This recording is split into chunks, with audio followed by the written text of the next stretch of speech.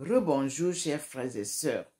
Nous commençons la lecture de l'expérience de Thérèse d'Avila racontée par elle-même, par l'introduction et la traduction de Louis Bertrand de l'Académie française, parce que je suis en France. Mais aux États-Unis, nous avons l'original. Écoutons donc d'abord Thérèse d'Avila.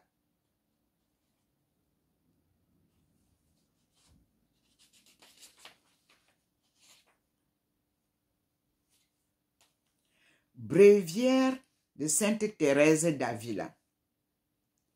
Le mariage mystique. Pourquoi nous appelons ça mariage?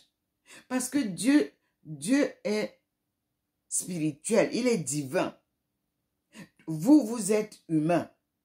Pour que vous vous retrouviez, il vous unit comme un amour, un mariage. Donc, vous n'êtes plus physique seulement.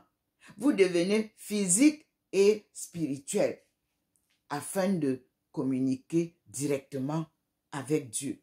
C'est ce qui m'arrive souvent. Il garde ma posture physique et il vous met à côté de moi sa grande lumière qui est mon double spirituel. Écoutons donc. Et vous voyez comment il pose en haut là. Thérèse vient nous parler, vient nous écouter, vient entendre comment je fais son témoignage. Écoutons. Bréviaire de Sainte Thérèse d'Avila. Dans le livre, on n'a pas ajouté ça. On a seulement dit Bréviaire de Sainte Thérèse pour faire la confusion avec la petite Thérèse qui n'a aucune expérience de vie spirituelle à nous apprendre. Tout ce qui a été dit est inventé par les hommes. Ici, Thérèse d'Avila l'a vécu dans ses oraisons, c'est-à-dire les mêmes visions, comme je les vis là. C'est pour ça que Dieu l'a choisi, pour que je m'appuie sur ce qu'elle faisait, que je vois comment ça se passe, parce que c'est difficile d'y croire. Mais nous avons des expériences de vie telles que Thérèse d'Avila. Et que l'Église a balayé de toutes les histoires modernes de Thérèse. Mais Dieu a maintenu ça et vient vous révéler et confond les églises qui ont fait ça. Écoutons donc. Bréviaire de Sainte Thérèse d'Avila. Que rien ne te trouble. Elle me rassure d'abord. Que rien ne te trouble. Que rien ne t'épouvante. Tout passe. Dieu ne change pas. La patience vient à bout de tout. Qui possède Dieu, rien ne lui manque. Dieu seul suffit. Page 227 de ce livre Sainte Thérèse d'Avila, raconté par elle-même.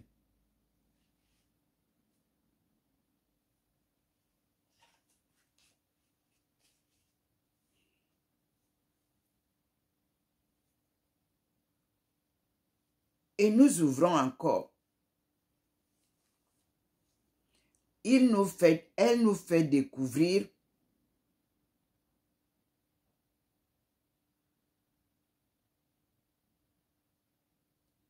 acte de reconnaissance pour l'obtention de cette grâce de quiétude. Ce sont les états d'oraison. Et elle va nous montrer troisième degré d'oraison, le sommeil des puissances. Cette oraison est un sommeil des puissances de l'âme.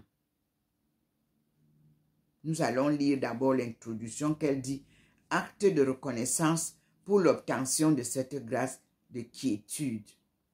Mon Seigneur et mon Dieu, je ne puis dire cela sans des larmes et sans une joie profonde de mon âme. Vous voulez donc, Seigneur, vivre avec nous. Puisque vous résidez au très saint sacrement, nous pouvons croire fermement à la réalité de votre présence. C'est une vérité absolue et nous avons tout droit d'user de cette comparaison. Si ce n'est pas notre faute, nous pouvons trouver notre joie dans votre société comme vous trouvez votre joie dans la nôtre. Car vous avez dit vous-même que vos délices sont d'être avec les enfants des hommes. Ô mon Seigneur, de mes égarements, ce m'a été une grande consolation d'entendre une telle parole. Est-il possible, Seigneur, qu'il y ait une seule âme pour vous offenser de nouveau, après avoir reçu de vous des grâces et des consolations semblables, après tant de faveurs et de si grandes preuves d'amour dont elle ne peut douter puisqu'elle les voit à l'œuvre. Et sachant que vous vous plaisez en sa compagnie, écoutons donc le troisième degré d'oraison à la page 174 et 175. Je viens d'ouvrir. Troisième degré d'oraison, le sommeil des puissances. Cette oraison est un sommeil des puissances de l'âme.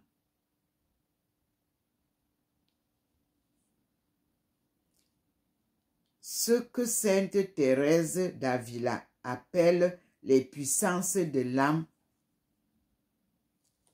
celles-ci, sans être complètement suspendues, ne comprennent point comment elles opèrent.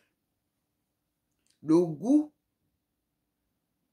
donc, cette oraison est un sommeil des puissances de l'âme. Celles-ci, sans être complètement suspendues, c'est-à-dire les puissances, ne comprennent point comment elles opèrent. Le goût de la suavité et la délectation sont infiniment supérieurs à ce qu'ils sont dans l'état précédent. L'âme est tellement abreuvée par cette eau de la grâce qu'elle ne peut ni avancer ni reculer et qu'elle n'en voit même pas le moyen. Deux points. Elle voudrait uniquement jouir de cette gloire infinie. Elle est comme une personne qui tient le cierge en main et qui est sur le point de mourir, mais d'une mort qu'elle désire.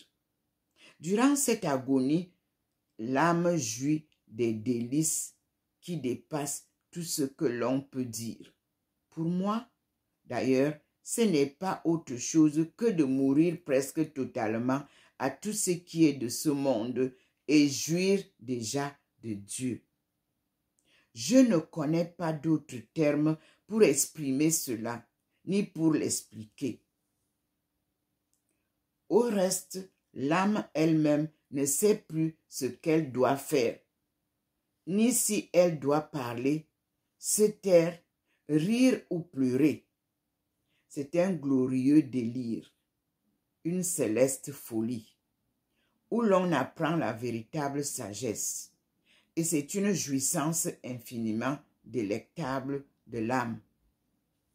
Et c'est ainsi que le Seigneur m'a accordé avec abondance la grâce de cette oraison depuis 5 ou 6 ans. Je crois.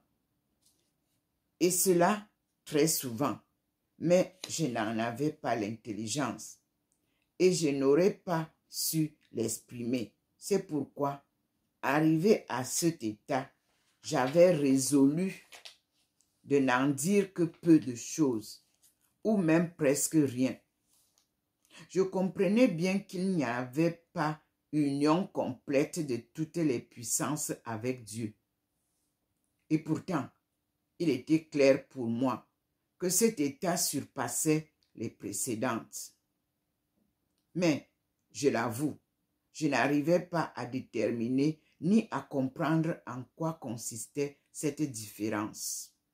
C'est, je pense, à l'humilité que vous avez montrée, mon Père, en cherchant à vous aider d'une simplicité comme la mienne, que je dois la grâce dont Dieu m'a favorisé aujourd'hui.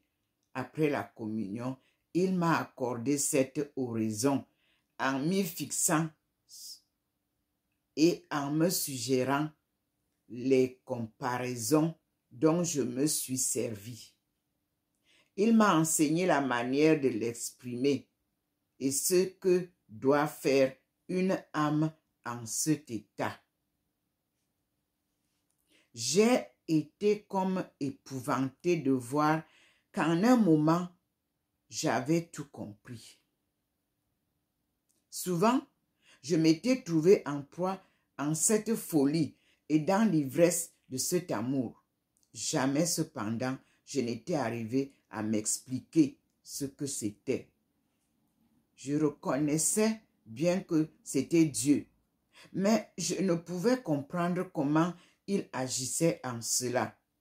Le fait est que les puissances sont alors presque entièrement unies à Dieu, mais non tellement perdues en lui qu'elles n'agissent pas.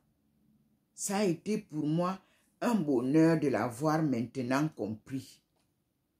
Béni soit le Seigneur qui a bien voulu m'accorder cette joie. Une seule chose reste en la capacité des puissances, s'occuper toutes en Dieu. Il semble qu'aucune n'ose bouger.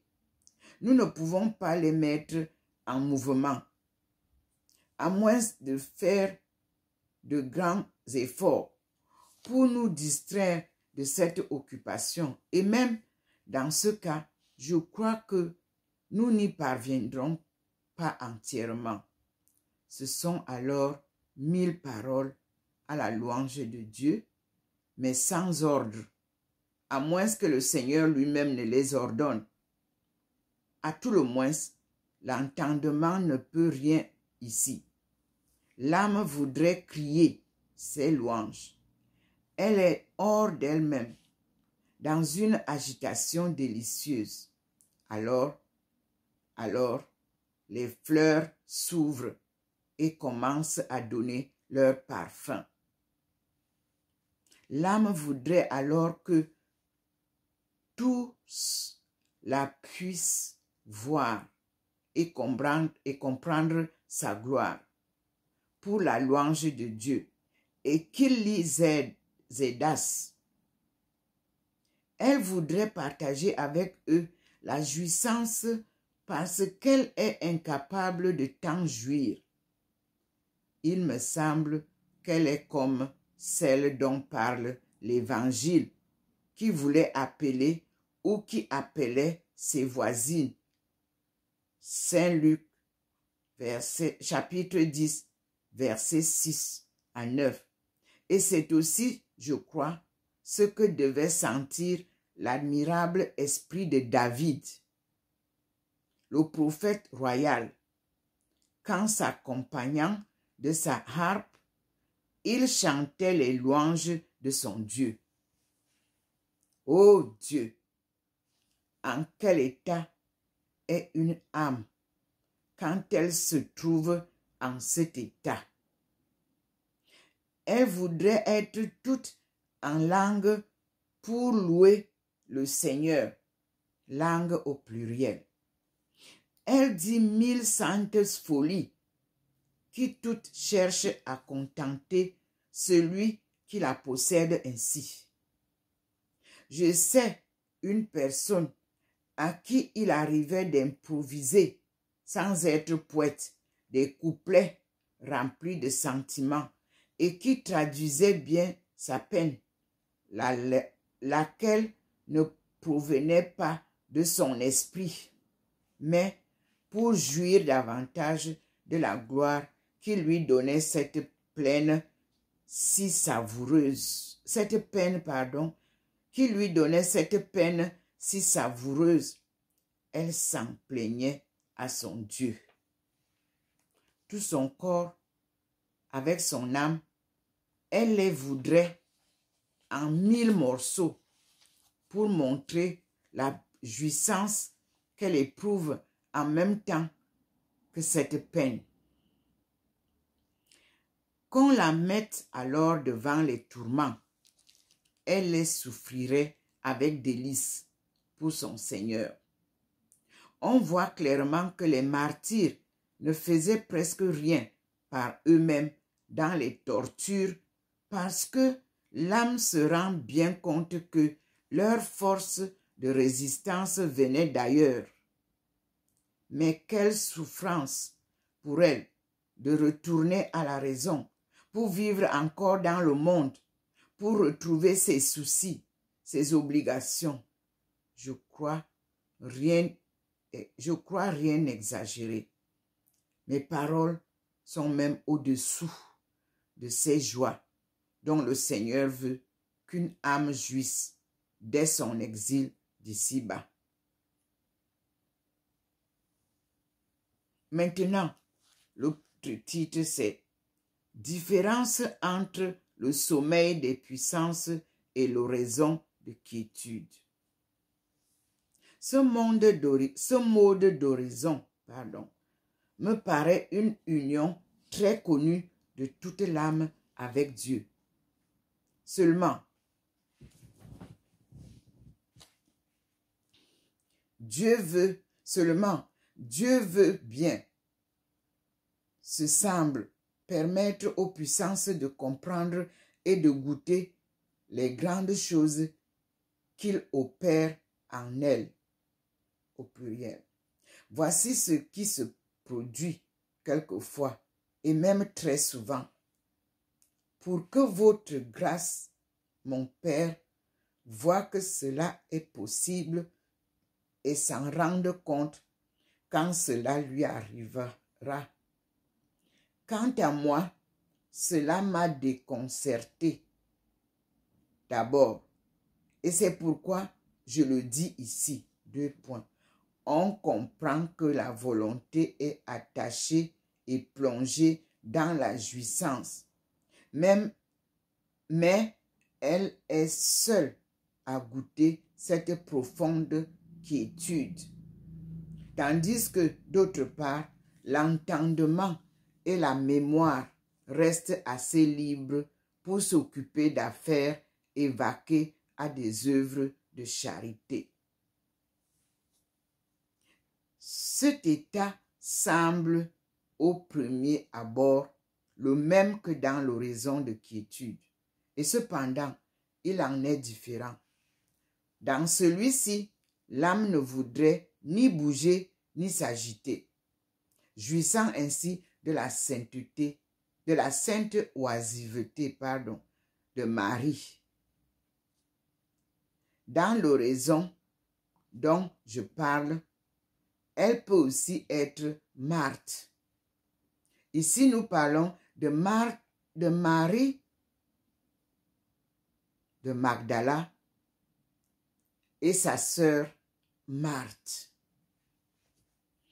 Elle peut œuvrer aussi bien dans la vie active que dans la vie contemplative.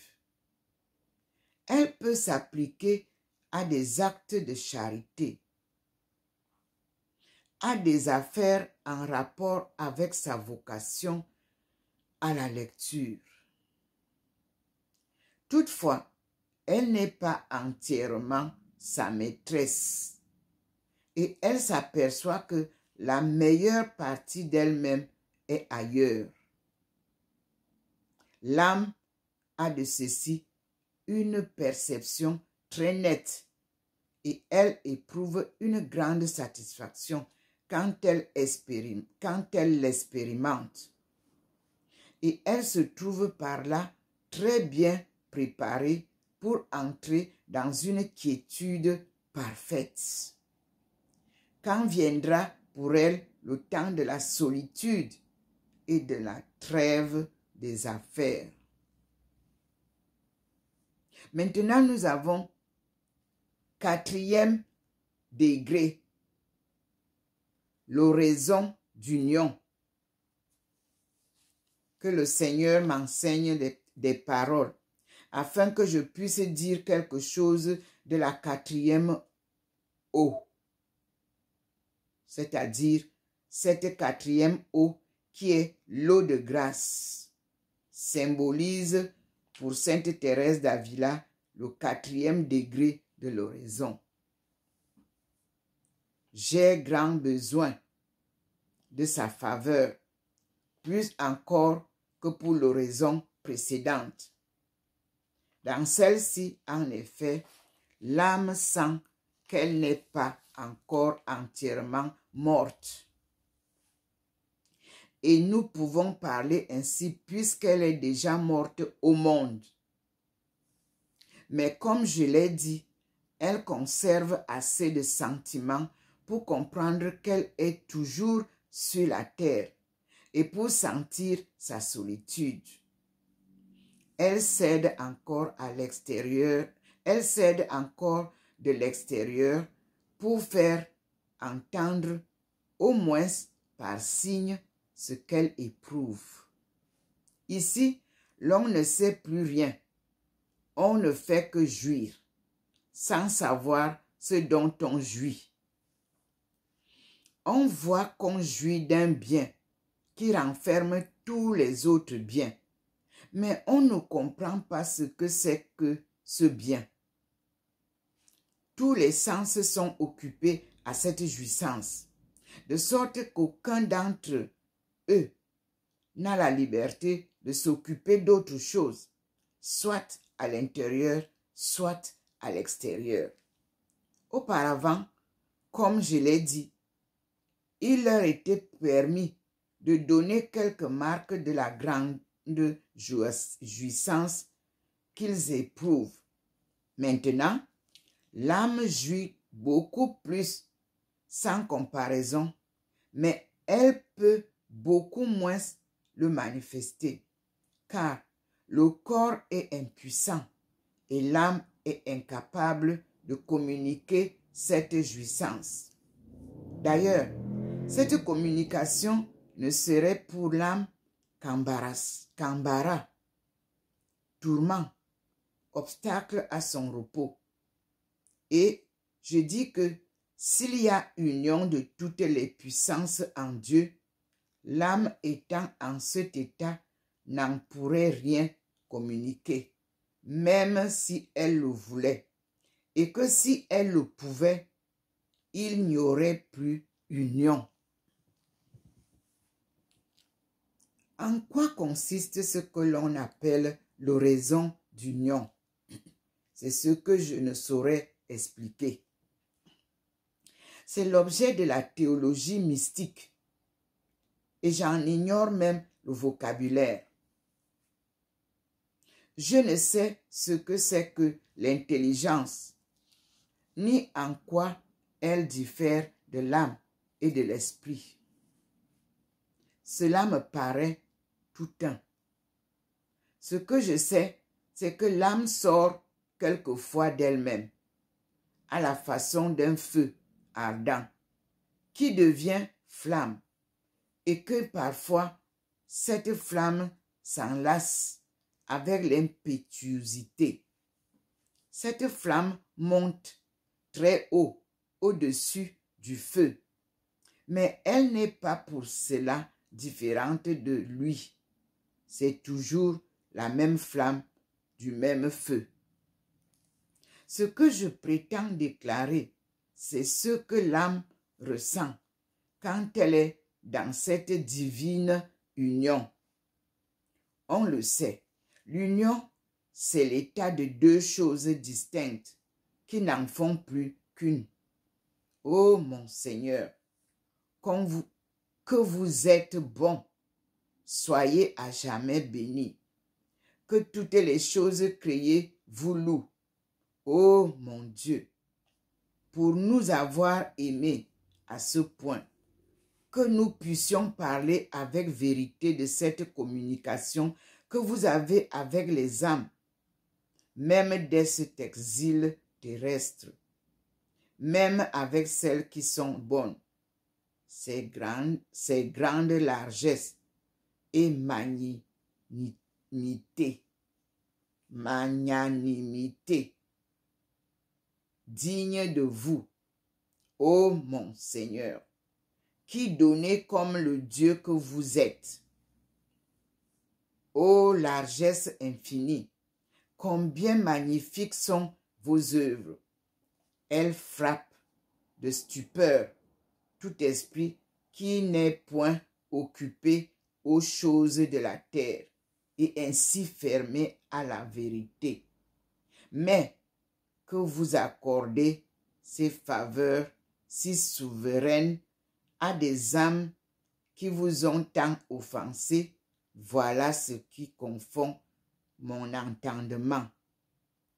Quand j'en viens à penser à tout cela, je m'arrête, incapable d'aller plus en avant. Nous sommes là à la page 181. Nous avons lu de la page 174 à la page 181. Et nous allons vous expliquer maintenant des effets de l'oraison avec l'aide de Sainte Thérèse d'Avila que le Seigneur a choisi pour m'éclairer des états que je vis dans la solitude, mais en union avec ce Dieu qui vous le présente par sa lumière divine. Mais un Dieu invisible et silencieux. Écoutons ce que nous dit Thérèse d'Avila.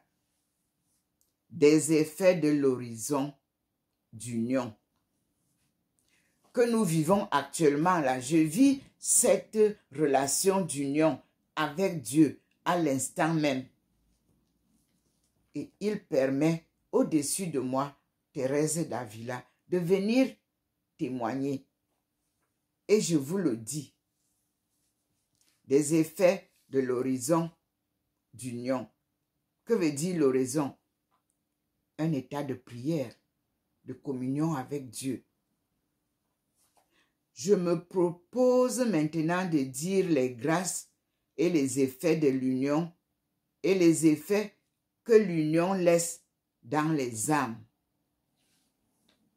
L'âme étant ainsi à la recherche de son Dieu, elle se sent avec une délectation très grande et pleine de suavité, défaillir presque tout entière. La respiration manque ainsi de toutes les forces corporelles, en sorte qu'il est même difficile de remuer la main. Les yeux se ferment sans qu'on veuille les fermer. Et si on les tient ouverts, on se voit presque rien. On ne voit presque rien. Je m'excuse. Si l'on veut lire, on n'arrive pas à lire une lettre. Et c'est à peine si l'on parvient à la déchiffrer. On voit bien que c'est une lettre. Mais comme l'esprit refuse son aide, on se trouve, quoi qu'on fasse, hors d'état de lire. On entend, mais on ne comprend pas ce qu'on entend. Ainsi, les sens se rendent à l'âme. Ainsi, les sens ne rendent à l'âme aucun service. Ils empêchent plutôt son plaisir et lui nuisent au lieu de la servir. Inutile d'essayer de parler. 2 points. On n'arrive pas à former une parole et tous les efforts seraient impuissants pour la prononcer. C'est que, alors, toutes les forces extérieures se perdent, mais celles de l'âme n'en augmentent mais celles de l'âme s'en augmentent d'autant, afin de la rendre plus capable de jouir de sa gloire. La délectation extérieure que l'on éprouve est très grande et très manifeste. Cette oraison, si longue soit-elle, ne fait aucun mal au corps. Pour moi, du moins, elle ne m'en a jamais fait. Moi aussi, je peux vous le confirmer, comme Thérèse d'Avila le dit. Elle ne m'en fait aucun mal. Elle ne m'a jamais fait de mal. Si souffrante que je fusse, je ne me souviens pas de m'être trouvé mal après que le Seigneur m'accordait cette grâce. Moi, pareillement. Au contraire, je me trouvais beaucoup mieux. Effectivement. D'ailleurs, comment un si grand bien pourrait-il faire du mal? Impossible. Il est vrai que dans les commencements, cette oraison dure peu. C'est vrai. Du moins, en était-il ainsi pour moi. Moi aussi, très brève. Et que les signes extérieurs et la perte des sens sont moins marqués. C'est vrai. Mais par la surabondance des grâces, on se rend mieux compte que la flamme du soleil qui a visité l'âme a dû être bien grande pour la qualifier ainsi. Effectivement. Notons ici ceci. À mon avis, si longtemps que dure pour l'âme cette suspension de toutes les puissances, elle est en réalité très courte. C'est vrai. Pour moi, quand cela durait une demi-heure, c'était beaucoup. Effectivement. Et je ne crois pas que cela ait jamais tant duré. C'est vrai. Je l'approuve aussi. En vérité, il est difficile de se rendre compte puisque l'âme n'a pas le sentiment d'elle-même. Ce que je veux dire, c'est que chaque fois, l'une ou l'autre des puissances ne tarde guère à revenir à elle. La volonté se maintient le mieux, mais les deux autres puissances ne tardent pas à se rendre importunes. Comme la volonté reste immobile, elle les suspend pour un peu de temps. Ensuite, elle reprend vie. C'est vrai.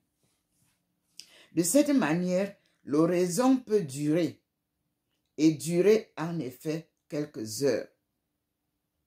Car, une fois que les deux puissances ont commencé à s'enivrer et à se délecter de ce vin céleste, elles consentent facilement à perdre quelque chose d'elles-mêmes pour gagner beaucoup plus et elles accompagnent la volonté pour jouir toutes les trois ensemble.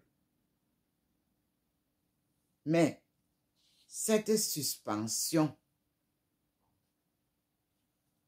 nous sommes à la page 183, cette suspension complète des puissances sans que l'imagination intervienne en rien, car, à mon avis, l'imagination ne perd aussi, car, à mon avis, l'imagination se perd aussi complètement. Cette suspension est toujours de courte durée. Pourtant, les puissances ne reviennent pas si complètement à elle qu'elle ne puisse rester pendant quelques heures dans une sorte de délire. Dieu, par moments, les ramenant encore à lui. Maintenant, venons au sentiment intérieur de l'âme en cet état. Que celui qui le sait nous le dise. C'est quelque chose d'incompréhensible et, à plus forte raison, inexprimable. Quand je me mis à écrire, je me demandais ce que l'âme fait encore. 2 points. Je venais de communier et je sortais de l'oraison sur laquelle j'écrivais. Je cite, le Seigneur me dit ces paroles. Je cite, elle se défait toute, ma fille, pour s'enfoncer davantage en moi. Ce n'est plus elle qui vit, c'est moi. Comme elle ne peut comprendre ce qu'elle entend. Ce n'est pas entendre tout entendant. Je relis encore pour que vous compreniez notre état de l'union dans ces états d'horizon. Le Seigneur me dit ces paroles. C'est ce qu'il a dit à Thérèse d'Avila. Et qu'il voudrait que je lise pour comprendre que c'est la même chose qu'il me dit. Je nous fais lire. Le Seigneur me dit ces paroles. Elle, 2 points, elle se défait toute, ma fille, pour s'enfoncer davantage en moi, en Dieu. Ce n'est plus elle qui vit. C'est moi, comme elle ne peut comprendre ce qu'elle entend. Nous ne comprenons pas souvent ce qu'on entend. Puisqu'on ne voit pas la personne qui nous parle, ni la voix, elle est une inspiration d'intérieur. C'est moi qui complète pour vous expliquer ça. Donc, ceux qui l'auront éprouvé comprendront quelque chose de ces paroles. On ne saurait d'ailleurs s'exprimer plus clairement. Tant ce qui se passe alors est caché. Tout ce que je puis dire, c'est que l'âme se représente comme étant près de Dieu et qu'il lui en reste une certitude telle qu'elle ne peut absolument pas cesser d'y croire. C'est cette foi, croire en Dieu, ce Dieu invisible, c'est croire en sa parole qu'il nous insuffle par l'Esprit Saint. Maintenant, différence entre l'union et le ravissement. Page 184. Je voudrais pouvoir expliquer avec l'aide de Dieu la différence qu'il y a entre l'union et le ravissement ou élévation. Vol de l'esprit, enlèvement, car c'est tout un. Je dis que, j'ai la chair de poule. Je dis que ces différents noms n'expriment que d'une seule et même chose, qui s'appelle aussi l'extase. Le ravissement l'emporte de beaucoup sur l'union. Les effets en sont plus considérables et il produit nombre d'opérations qui lui sont propres. L'union semble être le ravissement à son degré initial et intermédiaire et même supérieur si l'on considère ses effets intérieurs. Si l'on considère ces effets intérieurs. Mais dans le ravissement, comme ces effets sont portés à un degré plus élevé, ils agissent à la façon, non, ils agissent à la fois à l'intérieur et à l'extérieur. Voyez que je vous ai dit que j'ai la chair de poule, je frémis, ça c'est l'extérieur. Mais en moi, la parole qui est inspirée reste. Pendant ces ravissements, il semble que l'âme n'anime plus le corps. Oui, il nous arrive parfois qu'on reste raide. Et ainsi, on sent très bien que la chaleur naturelle s'en est retirée, que le corps se refroidit progressivement, mais avec une suavité et une délectation extrême. C'est ce que j'ai eu dans la chapelle des apparitions de Paray-le-Monial, où j'avais les pieds paralysés et moi-même raide. Et ma sœur Marguerite m'a dit, allonge-toi, prends le pain. Elle m'a donné son pain et je me suis allongée au sol toute raide en écoutant le Seigneur. Voilà. Donc, ici, il n'y a aucun moyen de résister. Et c'est vrai. Dans l'union, comme nous sommes sur notre terrain, nous le pouvons encore. Il y faut de la peine et de l'effort. Mais enfin, on peut résister presque toujours.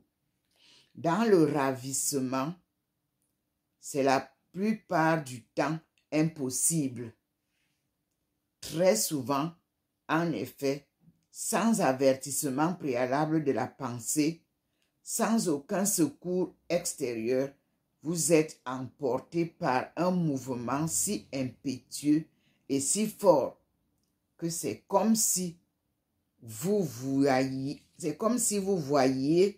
et comme si vous sentiez une nuée vous enlever ou un aigle puissant vous prendre sur les ailes. Vous avez vu ça dans une de mes vidéos ici à Saint-Louis, où le Seigneur m'a élevé au ciel. Mon profil se retrouvait au ciel, comme un oiseau qui a volé. Voici les explications que Thérèse d'Avila me donne pour me rassurer et vous donne aussi.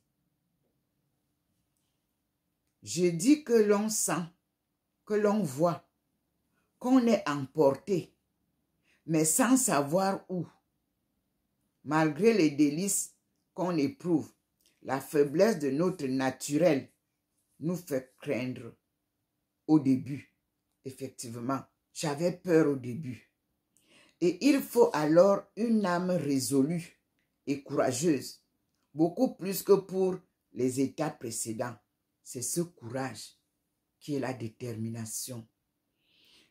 Quoi qu'il arrive, on doit tout risquer, s'abandonner entre les mains de Dieu et aller de bon gré là où on est emporté.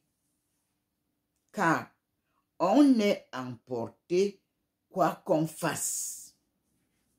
Dans une telle extrémité, j'ai voulu souvent résister et j'y ai mis toutes mes forces, en particulier quand cela m'arrivait en public et souvent quand c'était en secret, tant je craignais d'être trompé. Quelquefois, j'y réussissais un peu, mais avec un grand ébranlement, comme quelqu'un qui lutterait contre la force d'un géant. Après quoi, je demeurais abattu. D'autres fois, c'était impossible. mon âme était emportée et presque toujours ma tête suivait ce mouvement, sans possibilité de la retenir. Et quelquefois, tout mon corps, au point qu'il me soulevait de terre. Oui, à un moment donné, mes pieds se soulevaient de terre. Je l'ai expérimenté à Yaoundé lors d'une séance de prière en 1987. En pleine séance de prière charismatique. Ceci m'est arrivé rarement. Une fois que nous étions réunis au cœur et que j'étais à genoux sur le point de communier, j'en éprouvais une très grande peine, car il me semblait qu'une chose aussi extraordinaire ne tarderait pas à faire grand bruit. Et c'est pourquoi j'ai défendu aux religieuses d'en parler. Le fait s'était passé depuis que je remplis les fonctions de prieur. C'est Thérèse d'Avila qui me témoigne ce que je vous dis.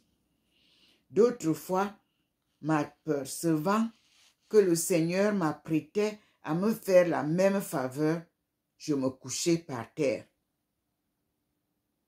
On m'entourait pour retenir mon corps. Et malgré tout, cela se voyait encore.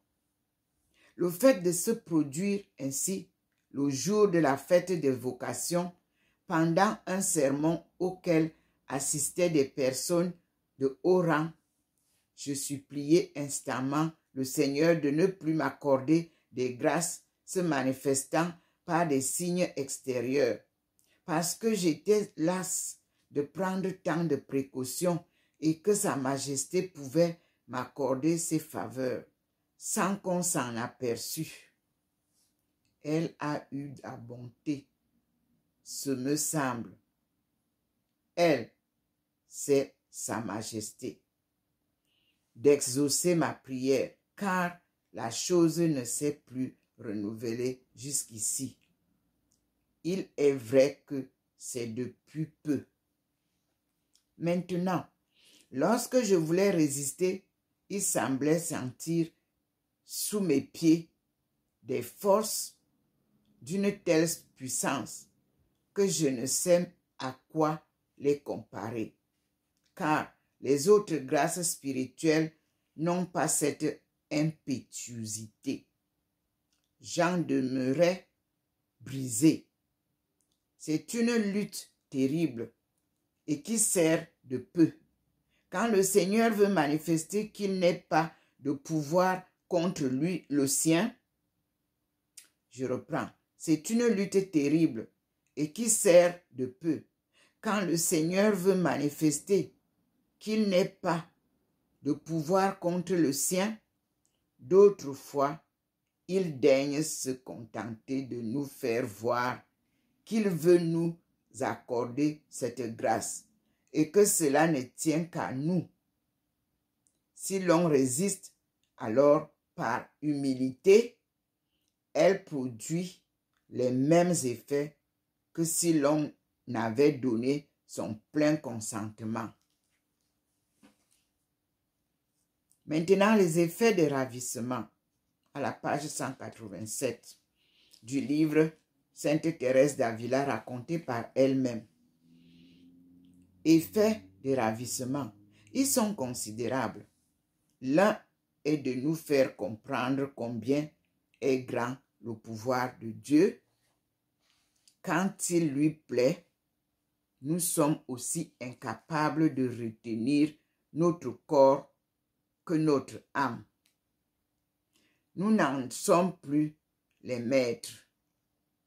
Bon gré, mal gré, nous voyons qu'il y a quelqu'un au-dessus de nous, que ces grâces nous sont données par lui et que par nous-mêmes, nous ne pouvons rien absolument rien. Et cela nous pénètre d'une humilité profonde, explique Thérèse d'Avila. Et je l'approuve aussi. Au début, je l'avoue, j'éprouvais une terreur extrême. En effet, lorsque l'esprit entraîne ainsi le corps après lui, et c'est avec une grande suavité, si l'on ne résiste pas, on ne perd point le sentiment. Ça, c'est vrai. Pour moi, du moins, je gardais assez de connaissances pour me rendre compte que j'étais emporté. Alors se manifeste la majesté de celui qui a un tel pouvoir, au point que les cheveux se dressent sur la tête et qu'il vous reste une grande crainte d'offenser un Dieu si puissant. Crainte enveloppée dans une nouvelle effusion d'amour pour celui qui en témoigne ainsi grand à un ver de terre qui n'est que pourriture. L'être humain. Non, non content se semble d'attirer l'âme à lui si effectivement.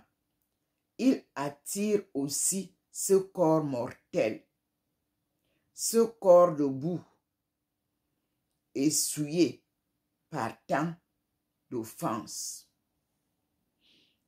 D'autre part, le ravissement produit un détachement étrange que je ne sais comment définir. Ce que je puis en dire, c'est qu'il diffère en quelque manière de celui qui est produit par les grâces purement intérieures. Je peux dire qu'il les dépasse. Sans doute, ces grâces spirituelles s'accompagnent d'un détachement absolu de toutes choses. Mais ici, le Seigneur semble vouloir que le corps lui-même se détache de fait. On se sent alors beaucoup plus étranger aux choses de la terre. Et la vie en devient beaucoup plus douloureuse. Ensuite vient une peine que nous ne pouvons pas nous donner à nous-mêmes et que nous ne pouvons pas ôter de nous quand elle nous est venue. Je voudrais bien donner une idée de cette grande peine. Je n'y réussirai pas, je crois. Je vais pourtant essayer comme je pourrais. Souvent, à l'improviste, un désir surgit. Je ne sais comment. De ce désir qui, en un instant, pénètre toute l'âme, naît une souffrance qui la transporte bien au-delà d'elle-même et de tout le créé, c'est-à-dire l'être humain. Dieu la met alors dans une séparation si complète de toutes les créatures qu'au paradoxisme de sa souffrance, elle ne voit plus personne au monde pour lui tenir compagnie. Qu'elle n'en voudrait point et qu'elle n'aspire qu'à mourir dans cette solitude. Qu'on lui parle et qu'elle-même fasse tous les efforts possibles pour répondre, cela ne sert à rien. Son esprit, quoi qu'elle fasse, ne peut s'arracher à cette solitude. L'âme semble ainsi dans un état où elle ne reçoit aucune consolation, ni du ciel, où elle n'est pas encore, ni de la terre, où elle n'est plus, et d'où elle ne veut pas en recevoir. Elle est donc comme crucifiée entre terre et ciel. en proie à la souffrance et ne recevant de secours ni d'un côté ni de l'autre. En effet, celui qui lui vient du ciel, cette admirable connaissance de Dieu qui, comme je l'ai dit, dépasse tout ce qu'on peut désirer, ne fait qu'augmenter son tourment. Le désir s'accroît de telle manière que, par moments, la souffrance nous ôte le sentiment. Pour peu de temps, il est vrai. On dirait le passage de la mort. Seulement, cette souffrance comporte avec elle un tel consentement que je ne sais à quoi le comparer. C'est un vrai martyre, mais plein de délices. Merci pour cette introduction.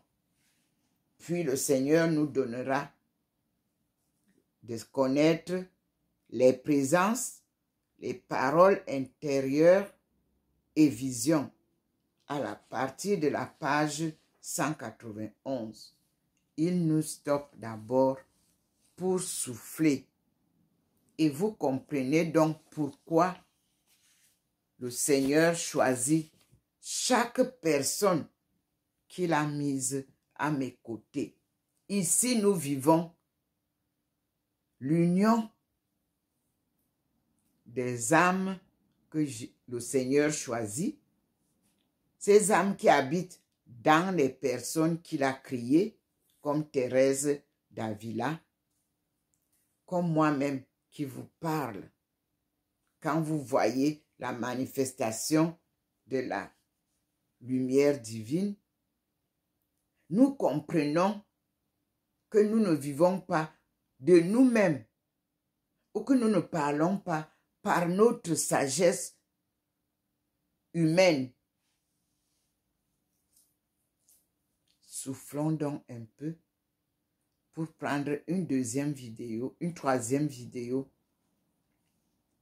dans laquelle Thérèse d'Avila, chapitre 6 de son livre raconté par elle-même, nous parle des présences, des paroles internes et des visions, afin que je comprenne ce que je vis et que je partage avec vous. Et j'ai dit au Seigneur, merci. À toi la gloire. Toi, ce Jésus, compagnon de vie que Dieu m'a donné et qui est mon guide. Ton évangile est la parole de Dieu. Et tu es ce Dieu fait homme qui habite avec nous et qui nous enseigne. Au fond, là-bas, mes frères et sœurs, il est présent dans le box. Et je suis en face de lui avec Thérèse d'Avila et Marie de Magdala. À tout à l'heure, mes frères et sœurs, sous la guidance et cette lumière de Dieu créateur, Yahvé, la providence. Nous nous arrêtons un peu pour une pause et à tout à l'heure. Nous sommes aujourd'hui dimanche 14 avril 2024.